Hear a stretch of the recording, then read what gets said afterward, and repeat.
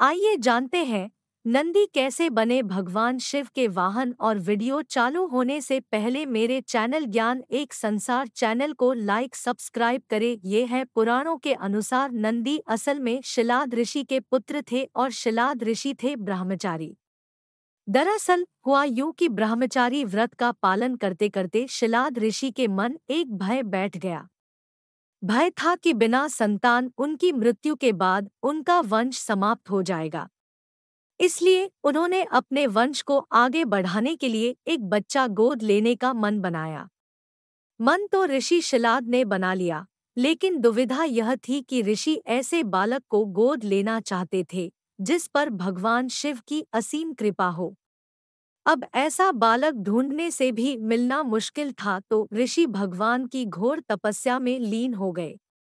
लंबे समय तक तप करने के बाद भी उन्हें इसका कोई भी फल प्राप्त नहीं हुआ। ऐसे में ऋषि शिलाद ने अपनी तपस्या को और भी कठोर कर दिया। काफी समय के कठोर तप के बाद आखिर भगवान शिव प्रसन्न हुए और उन्होंने ऋषि शिलाद को दर्शन दिए। भगवान शिव ने शिलाद ऋषि से कहा, मांगो, क्या वर मांगना चाहते हो। ऋषि शिलाद ने अपनी कामना भगवान शिव से जाहिर की। भगवान शिव ने शिलाद को पुत्र का आशीर्वाद दिया और वहां से चले गए। अगले ही दिन जब ऋषि शिलाद पास के खेतों से गुजर रहे थे तो उन्हें वहां एक नवजात बच्चा मिला। बच्चे का मुख बेहद ही मनमोहक और लुभावना था। ऋषि बच्चे को देख बहुत खुश हुए और यह सोचकर इधर-उधर देखने लगे कि इतने प्यारे बच्चे को इस हाल में यहाँ छोड़कर कौन चला गया। तभी भगवान शिव की आवाज आई और उन्होंने कहा, शिलाद यही है तुम्हारा पुत्र। अब तो ऋषि शिलाद की प्रसन्नता का कोई ठिकाना ही नहीं था। वह उसे अपने साथ अपने घर ले आए और उसका लालन पालन करने लगे। देखते देखते नंदी बड़ा हो गया। एक दिन ऋषि शिलाद के घर दो सन्यासी आए।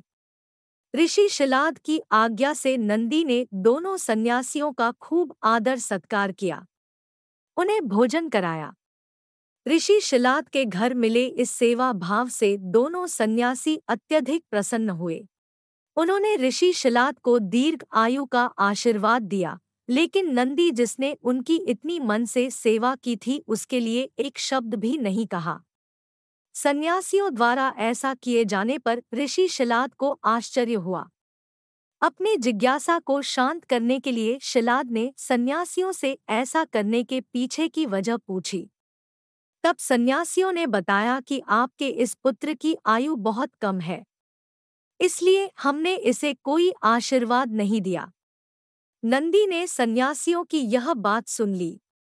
नंदी ने अपने पिता से कहा, आपने मुझे स्वयं भगवान शिव के आशीर्वाद से पाया है, तो मेरे इस जीवन की रक्षा भी भगवान शिव ही करेंगे।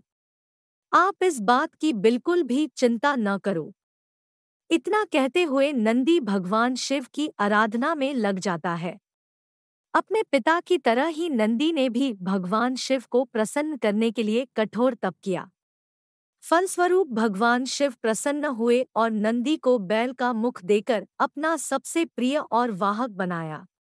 इस प्रकार नंदी भगवान शिव के सबसे प्रिय वाहन बने और समाज में उन्हें पूजनीय स्थान भी मिला।